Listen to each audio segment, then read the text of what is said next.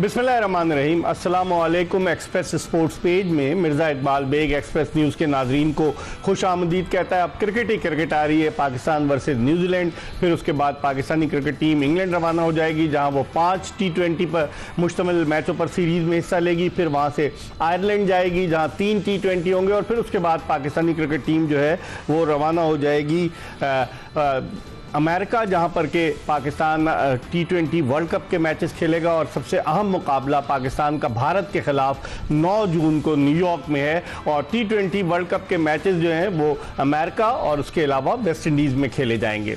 Pakistani team की क्या तैयारी है, 17 रुकनी स्क्वाड का अनाउंसमेंट किया गया, कोचेस के हवाले से हम बात करेंगे, और भी पाकिस्तान क्रिकेट के दीगर उमूर हैं उनके हवाले से बात करेंगे। और गुफ्तगू के लिए हमारे साथ इस वक्त वीडियो लिंक पर लाहौर से मौजूद है पाकिस्तान के former test fast bowler Ataur Rahman, जो पाकिस्तान की जानिब से 13 टेस्ट मैचेस और उसके अलावा 30 वनडे इंटरनेशनल मैचेस खेले, कोचिंग कर चुके हैं, फाटा रीजन के भी कोच रहे, अंडर 16 के भी कोच रहे।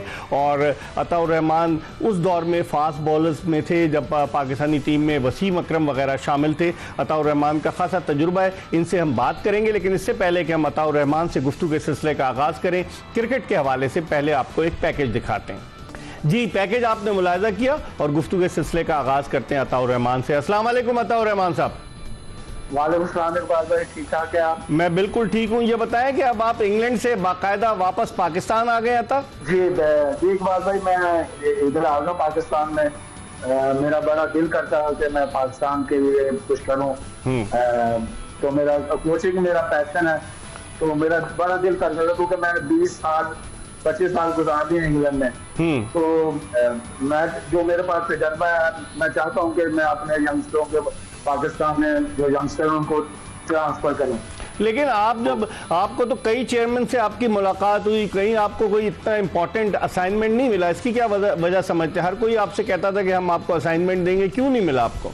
एक चेयरमैन थे, जकास साहब थे, जिनसे मैं मिला था, तो उन्होंने मुझे जॉब दी थी, फाटा रीजन का मैं कोच बना था। तो उसके बाद फिर मेरे बच्चे छोटे थे तो मैं फिर इंग्लैंड चला गया। तो मैं अंडर 16 में भी इधर काम किया, तो वो 1 साल मेरे लिए काम किया मैंने इधर। फिर उसके बाद मैं इंग्लैंड चला गया, फिर मैं वापस आया ना जब, तो नजम सेठी साहब थे चेयरमैन। तो उन्होंने मेरे साथ बड़े हैं, मैं कहना तो नहीं चाहता, मैं रिस्पेक्ट करता हूँ उनकी, लेकिन उन्होंने मुझे, वो कहते हैं ना, बड़ा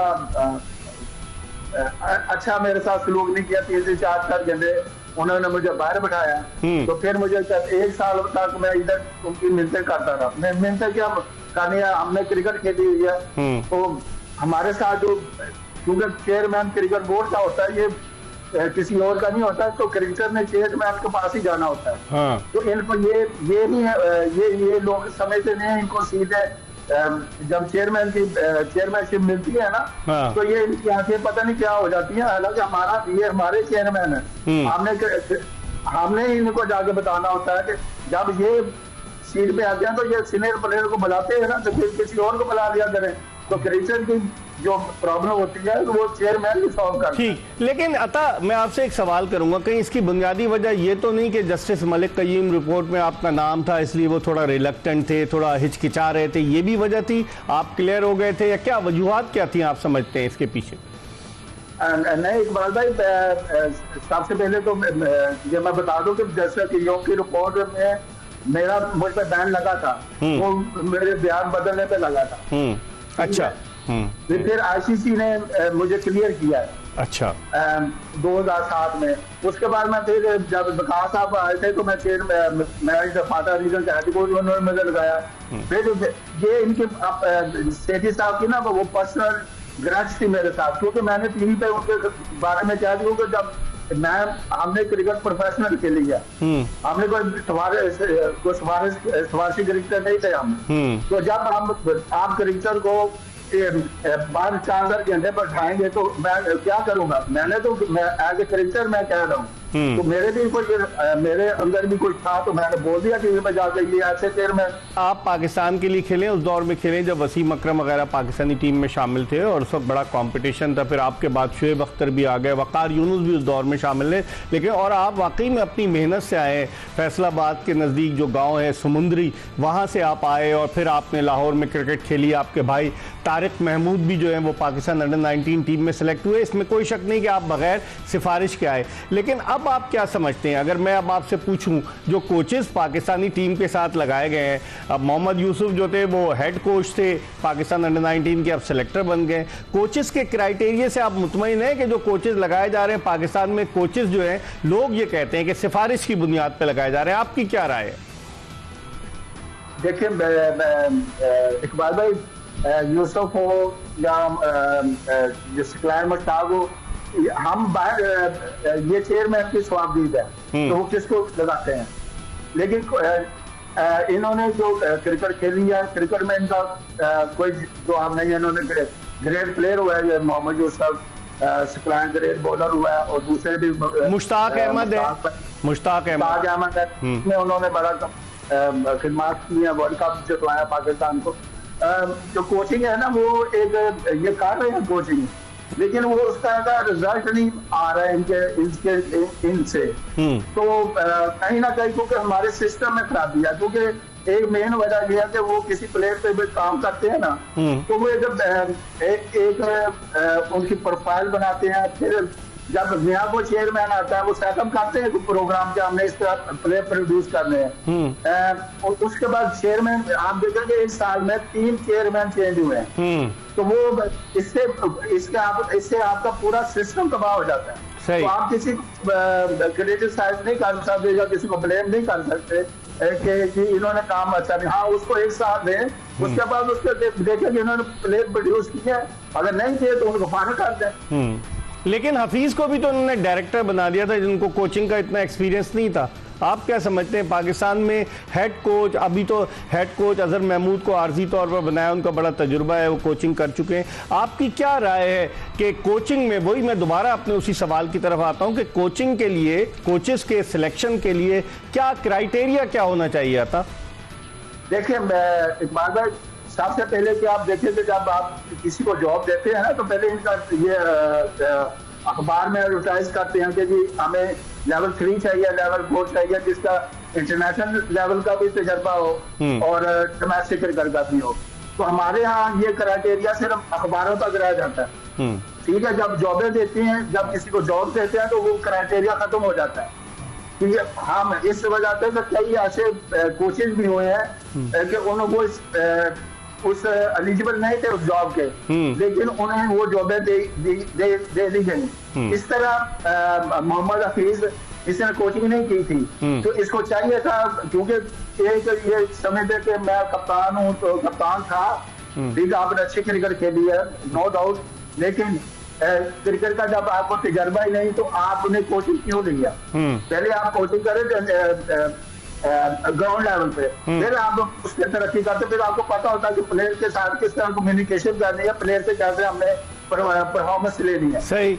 अगर प्लेयर के साथ मिक्सअप नहीं होते ना, आप परफॉर्मेंस उससे ले नहीं सकते। ठीक है। ऑर्डरिंग से आप अगर प्लेयर को ऑर्डर करना चाहता करो, वो आपको उस तरह परफॉर्मेंस करके नहीं देगा।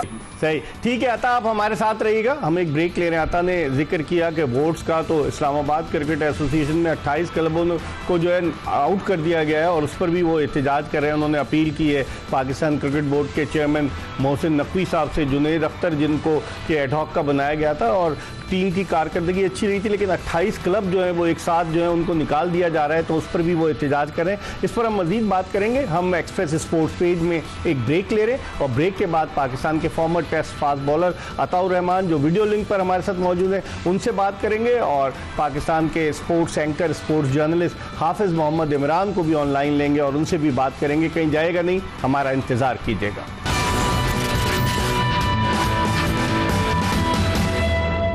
ब्रेक के बाद एक मरतबा फिर एक्सप्रेस स्पोर्ट्स पेज में पाकिस्तान के former test fast bowler Ataur Rahman के साथ जो वीडियो लिंक पर हमारे साथ मौजूद है लाहौर से, आपको खुशामदीद कहते हैं। अताउर रहमान से हम बात कर रहे थे ब्रेक पर जाने से कबल कोचेस के सिलेक्शन के हवाले से, क्योंकि इन्होंने खुद भी कोचिंग की है फाटा रीजन की। अब थोड़ी सी पाकिस्तानी टीम के हवाले से बात करते हैं, न्यूजीलैंड के खिलाफ जो सीरीज हो रही है। अता, आपने न्यूजीलैंड का भी दौरा किया है, आप क्या समझते हैं जो न्यूजीलैंड की टीम आ रही है, लोग कह रहे हैं निस्बतन कमजोर टीम है और आखिरी लम्हे पर उनके दो मेन क्रिकेटर्स फिन एलन और उसके अलावा एडम मिल्न, वो दोनों अनफिट हो गए, वो नहीं आ रहे। आप ओवरऑल कैसे देखते हैं न्यूजीलैंड की टीम को पाकिस्तान के खिलाफ?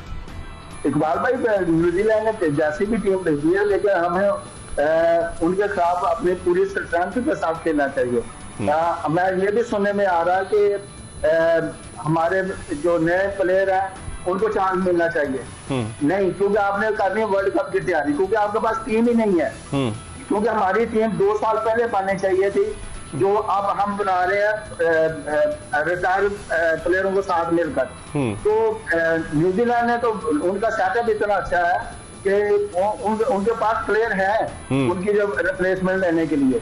तो आई थिंक न्यूजीलैंड अच्छा परफॉर्म करेगी। जहाँ आप क्या समझते हैं, अगर हमारे 13 प्लेयर नहीं होते तो हम टीम बना के भेज देते कहीं दौरे पर? क्योंकि 9 तो उनके IPL खेलने हैं, 2 और उनके टॉम लेथम और उसके अलावा टिम साउदी वो फिट नहीं है, फिर 2 और ने मना कर दिया। अगर हमारे 13 ना होते तो हम बना लेते टीम। इकबाल भाई, हमारा तो उनका सिस्टम था तो उन्होंने प्लेयर टीम भेज दी है। हमारा तो हमारे पास तो सेकंड टीम नहीं है, बैकअप भी नहीं है हमारे पास। हमारे पास तो बैकअप रिटायरमेंट प्लेयरों का है। सही कह रहे। हाँ, मैं बात जो हकीकत है वो बता देनी चाहिए। सही। चाहे किसी चेयरमैन को अच्छी लगे या ना लगे, उसको ये हकीकत बात है, जो हकीकत होती है वो उसको तस्लीम कर लेनी चाहिए। इसीलिए तो आप उनकी गुड बुक में नहीं है, आप कहते हैं अच्छा लगे ना लगे, इसलिए तो आपको असाइनमेंट नहीं देते कोई। अभी आपने ये क्रिकेट, ये पाकिस्तान की क्रिकेट है, मेरी और चेयरमैन की क्रिकेट नहीं है। सही। हमने पाकिस्तान को सर्व किया है। आप कहते हैं कि हमने पाकिस्तान की बेहतरी के लिए आए हैं, तो अगर आप पाकिस्तान की बेहतरी के लिए आए तो ग्रास रूट लेवल पे काम शुरू करें ना। 1 साल में अगर हारते भी हैं, मैं आपको बताता हूँ कि इंडिया की टीम एक दफा इस तरह हुआ कि वो हमसे मैच नहीं जीती थी। उन्होंने फिर अपने ये सारा ग्रुप किया सारा। सही। तो वो देख लेंगे वर्ल्ड क्लास टीम बन गई उनकी। अगर हारना कोई बुरी बात नहीं है, लेकिन हार से बंदा सीखता है। ठीक है, हमने हार के आप हार भी तो जाते हैं, लेकिन टीम हमने नहीं बना, एक मैच जीतते हैं, वाह हो जाती है। वो इसी में एक मैच से पूरी सीरीज उतार लेते हैं। हमारे प्लेयर भी ऐसे ही है कि वो एक मैच में परफॉर्म करते हैं, 10 मैच वैसे निकाल लेते हैं। सही। अच्छा, आप हमारे साथ रहिएगा। अताउर रहमान पाकिस्तान के former test fast bowler video link पर लाहौर से हमारे साथ मौजूद है। इस वक्त हमें लाहौर से ज्वाइन किया है वीडियो लिंक पर मारूफ sports anchor, sports journalist Hafiz Mohammad Imran ने, जो समा TV पर अपना प्रोग्राम करते हैं जोर का जोड़। और पहले भी हाफिज इमरान को जब हमने लाइन पे लिया तो बड़ी ज़बरदस्त गुफ्तगू इन्होंने की। इनसे बात करते हैं। अस्सलाम वालेकुम इमरान। एक साहब, बहुत शुक्रिया आपका। वालेकुम अस्सलाम। अच्छा, अताउर रहमान हमारे साथ मौजूद है, आपके शो में भी आए अताउर रहमान? जी जी बिल्कुल आते रहे, PSL में इनकी बहुत मेहरबानी है। अच्छा, ये बताएं इमरान कि अभी मैं अता से बात कर रहा था, अता से कोचिंग के हवाले से भी मैंने बात की। मैंने कहा आप क्यों नहीं, कहने लगे मुझे नजम सेठी साहब के हवाले से मैंने बयान दे दिया और उसकी वजह से मेरे साथ जुल्म हुआ, 3-3 घंटे इनको बिठाया गया और फिर ये चले गए वापस इंग्लैंड। लेकिन अब ये आए, आप कोचेस के हवाले से आपकी क्या राय है? अब तो अजहर महमूद जो है वो हेड कोच हैं न्यूजीलैंड के खिलाफ सीरीज में, लेकिन आपने प्रेस कॉन्फ्रेंस देखी होगी जो 5 सिलेक्टर्स बैठे हुए थे और उस प्रेस कॉन्फ्रेंस में मोहम्मद यूसुफ के मुंह से निकल गया कि हमने गैरी कर्स्टन की भी राय ली है और वो हेड कोच हैं, उनकी राय। लेकिन अभी तक पाकिस्तान क्रिकेट बोर्ड ने ऑफिशियली गैरी कर्स्टन का अनाउंस नहीं किया, क्योंकि वो IPL में गुजरात टाइटन के साथ अटैच हैं। क्या कहेंगे इस हवाले से? देखिए बेग साहब, मैं आपका बहुत शुक्रिया, आपने हमेशा वक्त दिया है।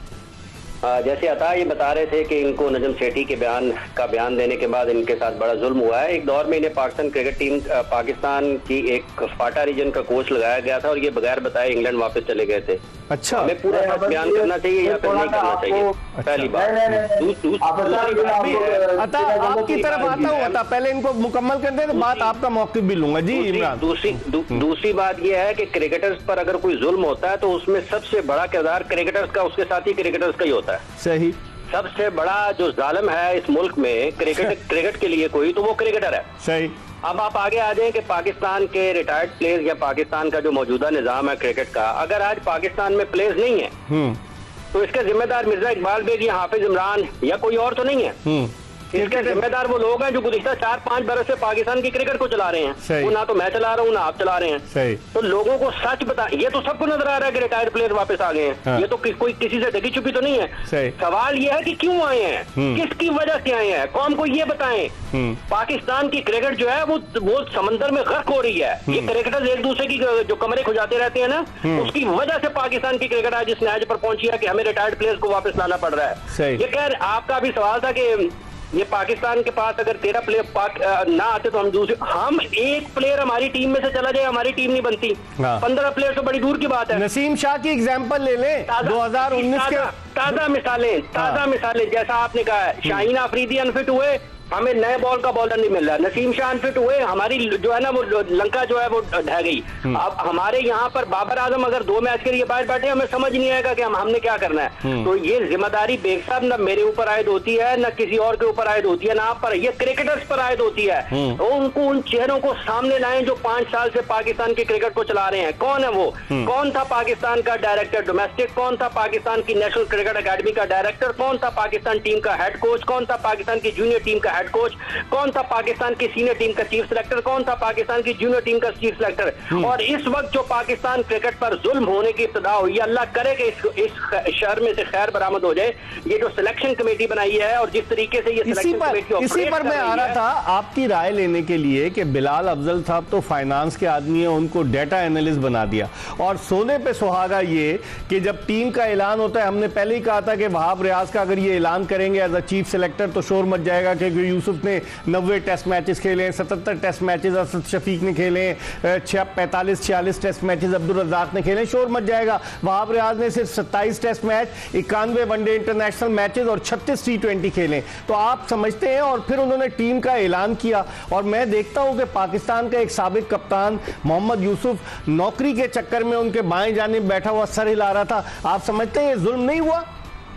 देखिए, पहली बात बेग साहब, ये अगर कोई एक टेस्ट मैच खेला है और वो कॉम्पिटेंट इनफ है टू अंडरस्टैंड द गेम, अगर उसको समझ बूझ है ज्यादा, वो ज्यादा अच्छे तरीके से मैनेज कर सकता है, वो चीजों को ऑपरेट कर सकता है, कता नजर इसके कि उसके साथ 80 टेस्ट मैच खेलने वाला बैठा हुआ है। तो इस 80 टेस्ट मैच खेलने वाले जो खेला हुआ शख्स है, उसको विड्रॉ कर देना चाहिए ना, फिर वो निकले वहां से, वो उस निजाम का हिस्सा मत बने। नौकरी भी तो करनी है, नौकरी भी तो करनी है। जब आपने नौकरी करनी है, वो कोई भी शख्स है, तो फिर आप ये मीठा मीठा हाफ हाफ कड़वा कड़वा थू थू मत करें।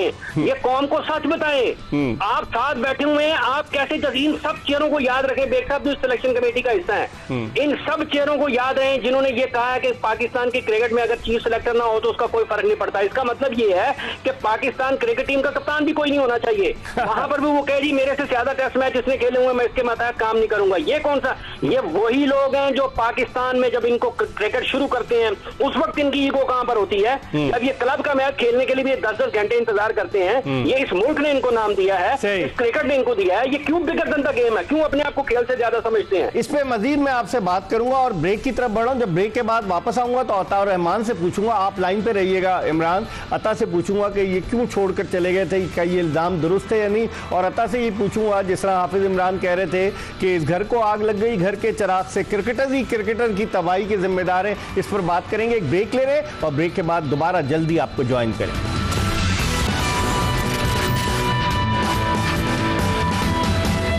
ब्रेक के बाद एक मरतबा फिर आपको खुशामदीद कहते हैं। एक्सप्रेस स्पोर्ट्स पेज, हम बात करें क्रिकेट के हवाले से और वीडियो लिंक पर लाहौर से हमारे साथ मौजूद हैं पाकिस्तान के former test fast bowler Ataur Rahman, जो टेस्ट और वनडे इंटरनेशनल मैचेस में और वर्ल्ड कप में पाकिस्तान की नुमाइंदगी कर चुके हैं। और टेलीफोन लाइन पर हमारे साथ मौजूद हैं sports anchor, sports journalist Hafiz Mohammad Imran, जो समा टीवी पर जोर का जोड़ के नाम से शो करते हैं। अता की तरफ चलते हैं। अता, इमरान जो कह रहे थे कि आप फाटा की टीम छोड़कर चले गए थे, मेरे ख्याल में इमरान भाई को ना थोड़ी सी गलत इंफॉर्मेशन मिल गया, क्योंकि मैंने 9 महीने काम किया था। जब सीजन खत्म हो गया तो वहां पे मेरा सीजन शुरू हो गया था अप्रैल में इंग्लैंड में, तो मैं क्रिकेट खेलता था। हाँ। तो यहाँ पे एक चीज हाफिज साहब को ये भी नहीं पता कि मेरे बच्चे उधर रहते थे। ठीक है, और 70,000 मुझे यहाँ पे मिलती थी। हालांकि मेरा 10-12 हजार पाउंड का वहाँ पे कॉन्ट्रैक्ट होता था हर सीजन में। सही। ठीक है, मेरे बच्चे भी उधर थे, 70,000 में। तो आप बगैर बताए चले गए थे क्या? नहीं, मैं पूरा बता के गया हूँ। मैं रिजाइन करके 3 महीने रहते थे, तो मैंने 9 महीने इधर काम किया। जब सीजन खत्म हो गया तो मेरा काम खत्म हो गया, तो मैंने फिर उन्हें रिक्वेस्ट की कि मैं 3 महीने मेरा कॉन्ट्रैक्ट में रहते हैं, तो मैं अब जाना चाहता हूँ कि वहाँ पे मेरा फैमिली भी है और मेरा क्रिकेट सीजन शुरू होने वाला। ठीक है, ठीक है। तो ये मेरे बारे में गलत तासुर है कि अभी मैं छोड़ के चला गया। इमरान जी, इमरान क्या कहेंगे हाफिज साहब? बेग साहब हम ऑनर हैं। अताउर रहमान बहुत सादा हैं, बहुत अच्छे हैं। इनके साथ इनके साथियों ने बहुत जुल्म किया है। मैं इस पर मजीद बात इसलिए नहीं करना चाहता हूँ कि फिर बात दूर तक चली जाती है। इनका जो इन्होंने कहा कलामी होती है। इमरान, इनकी सादा लोही का तो फायदा उठाया गया, जिसकी वजह से फायदा उठाया गया ना। अब ये खुद ही कह रहे हैं कि 3 महीने बाकी रहते थे। ठीक है, तो सीजन खत्म होने के बाद किसी भी रीजनल कोच का कॉन्ट्रैक्ट खत्म नहीं होता। सीजन खत्म होने के बाद बाकी के 3 महीने भी अगर हैं तो आपको कोई ना कोई काम करने की जरूरत महसूस होती है। क्या कहेंगे क्रिकेट? देखिए आफत साहब, जब सीजन खत्म हो जाता है तो इधर इतना कोई काम नहीं था। अब भी ऐसे ही होता है। अभी जब सीजन खत्म होता है ठीक है, इधर कोई कुछ नहीं होता। चले बस आपके इधर अभी भी कोटा कितनी अकेडमियां लगी हुई है। चले इस पे हम बाद में बात करेंगे क्योंकि मेरे पास वक्त कम है। लेकिन ये बताएं इमरान कि पाकिस्तानी टीम का जो सिलेक्शन हुआ है, मैं फिर अता की तरफ भी आऊंगा। अता ने बिल्कुल सही कहा कि रिटायर्ड क्रिकेटर्स आ जाएंगे, इसका मतलब है आपके पास ग्रास रूट लेवल पर टैलेंट नहीं है। और आपने भी कहा कि गुज़िश्ता 5 साल में क्या हुआ वो भी ज़रा देखें। लेकिन आप ये बताइए कि जो पाकिस्तानी टीम का कॉम्बिनेशन बन पा रहा है, 3 स्पिनर्स हमने रखे हुए हैं टीम में, तो तीनों तो नहीं खेलेंगे। और फिर हमने 5 ओपनर्स रखे हुए हैं, 5 ओपन तो नहीं करेंगे। आप इस कॉम्बिनेशन को कैसे देखते हैं? आप ओपनर्स कौन कौन से होंगे और उस्मान खान को आप किस पोजीशन पर खेलते देख रहे हैं? इमरान, पहले आपसे और फिर अताउर रहमान से पूछूंगा। देखिए बेग साहब, चूंकि पाकिस्तान ने न्यूजीलैंड के खिलाफ जो T20 मैचों की सीरीज खेली थी तो उसमें एक नया ओपनिंग कॉम्बिनेशन पाकिस्तान ने आजमाया था जिसमें बाबर वन डाउन खेलते थे। अब अगर बाबर भी वन डाउन खेलते हैं, यहाँ पर वही चलता है हिकमती अमली जो न्यूजीलैंड के खिलाफ थी, तो इसका मतलब ये है कि 2 डाउन उस्मान खान पर जाएंगे। तो ये बज़ाहिर तो ये अगर आप उसी को देखते हैं। जी। लेकिन अगर जो जिस तरीके की परफॉर्मेंस थी साइम अयूब और बाबर आजम की, और सर्किल में जैसी उन्होंने PSL में बैटिंग की, तो आप नहीं समझते Babar as a captain definitely वो खुश नहीं थे जब उनसे ओपनिंग हटा ली गई थी हफीज ने? तो वो लगता नहीं है आपको कि बाबर आजम और साइम अयूब ही इनिंग्स ओपन करेंगे? अब देखें, अब यहाँ पर आता है सवाल, अगर आप बाबर आजम और साइम के साथ जाते हैं तो फिर आप रिजवान को छेड़ेंगे। कहाँ वन डाउन आएंगे? आप देखें ना, मतलब आपने एक पाकिस्तान की इंटरनेशनल सीरीज में बाबर को वन डाउन लेके आए, अगली में आप रिजवान को ले आएंगे, तो इसका मतलब ये कि आप और एक ये बात जेब में रखे बेग साहब, ये जैसे हम जो है ना इतनी ज्यादा बात पाकिस्तान न्यूजीलैंड की सीरीज की हो रही है ना, और लोग कह रहे हैं कि देखें जी वो सारे के सारे नए खिलाड़ी आ गए हैं, वो उनके सारे टॉप रेटेड क्रिकेटर्स जो है वो IPL में या आ नहीं रहे हैं, तो इनको किसी ने कहा है, रोका हुआ है इनको। ये भी अपनी सेकंड जो है स्ट्रेंथ जो है, जो बेंच स्ट्रेंथ है, अपने टॉप क्रिकेटर्स बिठाएं बाहर और सारी की सारी नई टीम खिला देना। तो आगे वर्ल्ड कप है ना, आगे वर्ल्ड कप है, हम उसकी तैयारी करें या नए लड़के खिलाएं? बेग साहब, वर्ल्ड कप न्यूजीलैंड के लिए भी है, सिर्फ हमारे लिए तो नहीं है। वो हमसे ज्यादा अच्छा खेल जाएंगे वहां पर भी। यही खिलाड़ी जो यहाँ पर आ रहे हैं और उनके टॉप क्रिकेटर्स नहीं होंगे, लेकिन ऐन मुमकिन है वो वर्ल्ड कप वैसे ही पाकिस्तान से अच्छा खेल जाएं। यही तो मुसीबत है पाकिस्तान के क्रिकेट में। अब ये जो बैठी हुई है सिलेक्शन कमेटी और टीम मैनेजमेंट है, ये क्यों सोच रहे हैं कि उनकी जो है वो दूसरे दर्जे की टीम आ रही है? आपने उसका क्या करना है? आप उसका यही कर सकते हैं कि अपने सारे टॉप क्रिकेटर्स बाहर बैठाएं, अपने 18 लड़के नए डालें और मैच कराएं। ठीक है अता, आप क्या कहेंगे? आप समझते हैं ओपनिंग आपकी नजर में क्या होनी चाहिए था? इकबाल भाई, जैसे रिजवान और बाबर करते थे ना, अब अगर आप साइम अयूब को ओपन कराएं तो वो ज्यादा बाबर रिजवान से करे, बाबर नंबर 3 पे खेले, फिर फखर जमान आए। ये 4-5 आपके पास चौक के जो प्लेयर है ना, ये इस तरह आपको सेटअप करना पड़ेगा। उस्मान खान कहाँ खेलेगा? उस्मान खान बताइए। उस्मान खान तो मिडिल ऑर्डर में, वो तो ओपनर है ना, ओपनर है, वन डाउन भी खेला है। देखे तो फखर जमान भी ओपन ही करता था, ठीक है, कई बाबर जमान भी ये भी मिडिल ऑर्डर में खेलता, तो ये भी ओपनर बन गया। तो ये शफल करते रहे एक दूसरे को, जहाँ इनको एडजस्टमेंट मिलती है वो ये अपने आप को जज कर लेते हैं। सही सही। अतः आप भी हमारे साथ रहिएगा और इमरान आप भी हमारे साथ रहिएगा। प्रोग्राम के आखिरी ब्रेक की तरफ बढ़े और जब वापस आएंगे तो मजीद पाकिस्तानी फास्ट बॉलिंग कॉम्बिनेशन के हवाले से बात करेंगे और शाहीन शाह अफरीदी जिनको कप्तानी से हटाया गया और इंस्टाग्राम पे जो उनकी एक स्टोरी आई उसके हवाले से भी बात करेंगे। कहीं जाएगा नहीं, हमारा इंतजार कीजिए।